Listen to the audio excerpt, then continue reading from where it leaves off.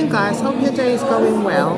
So today we are at a network event with Amnesty International. Okay. For this next session, we're going to do a quick exercise to get to know each other a bit better. As all of you will know, the most effective social movements are the ones built on a solid base of people connected to each other through a commitment to a cause. And by talking to each other and building those connections and building relationships, we make our movement stronger. So for the next 20 minutes, we're going to talk to each other. So what I'd like you to do is find someone you don't know, introduce yourselves, and talk to each other about why you wanted to come to this event today. We're going to do that for 8 minutes, and then we'll do it one more time, and then it'll be time for lunch. So it's a point about this exercise, but also about the whole event as well. We've all been to conferences where one person can dominate the discussion and others don't speak at all. So if you find that you're doing all the talking in any discussions at any point today, please do take a step back, make some space for others to speak. And likewise, if you're a bit shy or worried that what you have to say isn't as interesting, please do try your best to speak up. We're all here to learn from everyone, so don't keep your thoughts to yourself. We're a diverse group in the room. It's important that we hear from everyone. And there are people in this room with vastly different levels of experience, different ways of communicating, so please be respectful to everyone, and we all have something to learn from each other, and we'll only be able to learn it by being respectful and listening.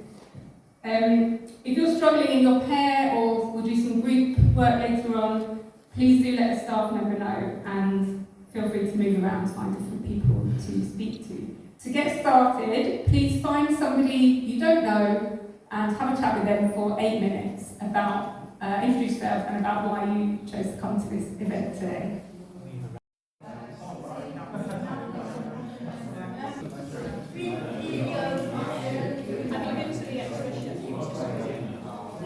Introducing you all to Mark Harrison.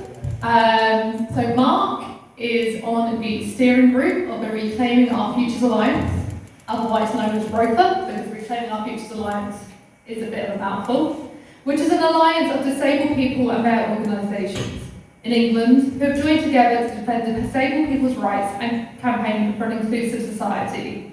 Mark also belongs to Disabled People Against the Cuts Norfolk. So we're going to be talking today about independent living and a bit about the National Independent Living Support Service, which is something that the disabled people's movement have come together to put together as a kind of policy solution to the crisis we're facing in social care in a way which actually addresses disabled people's human rights and is compliant with the Convention on the Rights of Disabled People, which most other solutions that is proposed aren't. So, jumping straight in, because you want to hear from Mark, not me. So question 1. Independent living is one of the human rights enshrined in the UN Convention on the Rights of Disabled People. Can you tell us about why independent living is so important for disabled people? Yeah, so first of all, hi. Good to see everybody here, all the people I don't know, but also the people who I spent all day yesterday with. So don't apologise, it was wonderful. So I think, first of all, human rights are crucial for disabled people because very often we're not seen as human. But we here say disabled people because we are disabled by society. We have impairments, but as convention says, impairment is part of diversity, it's part of who we are, but it doesn't necessarily define us, and it doesn't disable us. What disables us is the barriers, and they're not just kind of about access.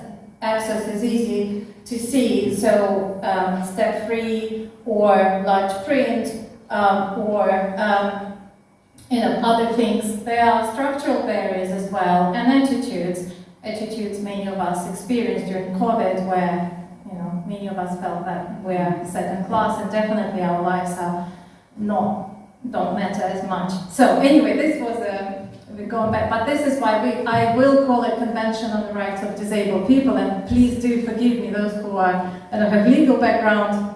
That's what I'm going to do. So the convention is a historic document for international community. There's been some non-binding instruments at UN level which try to protect rights of disabled people. The event is going very well. We've just taken a little time out for a short break for tea. Cheers.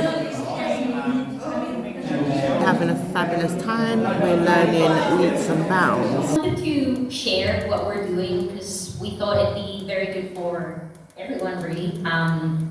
We are part of the stand committee, so what we do is we help students across the UK with their human rights campaigns, and usually we help them build campaigns to spread awareness. So we thought maybe it'd be a good opportunity now for everyone. If anyone's interested in getting some students involved, or at least we could share more information about your organizations. And so if there's any students around the UK that are interested in collaborating, we can be a point of contact. We have tried to, so that's the details there. We have an Instagram account, but if not, I haven't given my email. Okay. Yeah, we'll put it back so you have everyone's email, but yeah, we just wanted to share this in case anyone's interested, and we thought it'd be great to start a campaign on disabled people's rights across the UK from a student perspective as well, because that's something that affects a lot of students too. So yeah, that's pretty much it. Thank you.